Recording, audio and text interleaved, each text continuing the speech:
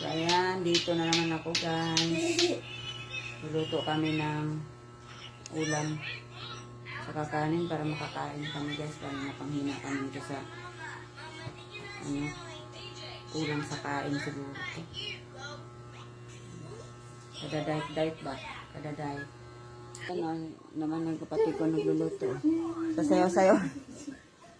Oh. Siya muna magluto ngayon guys. Oh. Sayaw tayo guys! Ayan, sumasayaw na lang kami ng walang music. Yan ka na yung live yan. Yung pananood yan. Ayan, dito na muna ako saglit guys. Kasi hirap ng guys. Hirap ng mahina ang katawan mo guys. Para pakiramdam ko talaga kulang ako ng energy. Kulang kain.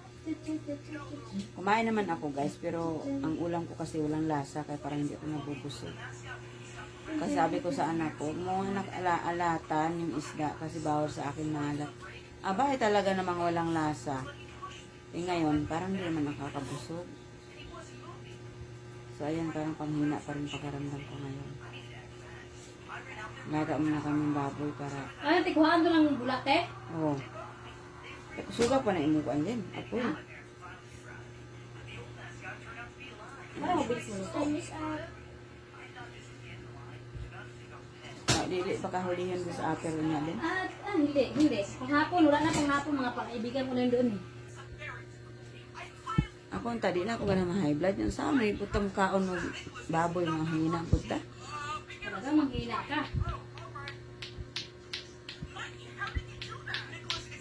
Ayan guys. Ayan. So, okay lang kayo guys. I hope okay lang kayo guys. Ayan guys, yung aming nilagang baboy guys. Ayan, ilagay ko na yung pichay maya maya guys. Ayan guys, yung aming ilagay sa kain baboy guys. Oh. Ngayon, bengaw. Hala, sini mo na te. Para mga anong, pagkabaling asin te. Te. Sige, asin na nga to. O, pili ka lang. Bidyohan mo te oh. Ayan guys, nagluluto kami ngayon ng baboy. Nilaga. Para makahigop tayo guys ng sabaw. Patayin mo na ito ako te. Ano pa kulasa?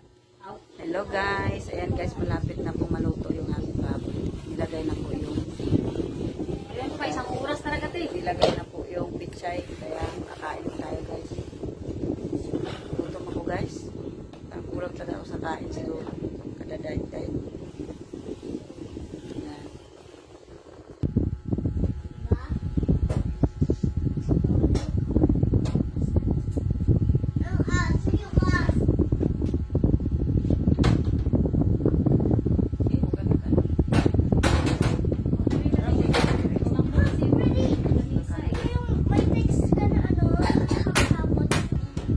Ayaw pa rin ito. Oh, kasi mo. Maganda na agad. Mag-hello tayo. Lumat ba? Lagan man po yung grade. Kira? Ano kids? Gutom na kayo kids? Ayan, luto na talaga yung baboy na yun kasi nangamoy na yung sili. May sili na. Ayan guys, habang naghihintay ako na maluto yung aming ulam guys. Ayan, nakikinood muna ako sa mga bata guys. Ayan, thank you for watching guys. God bless.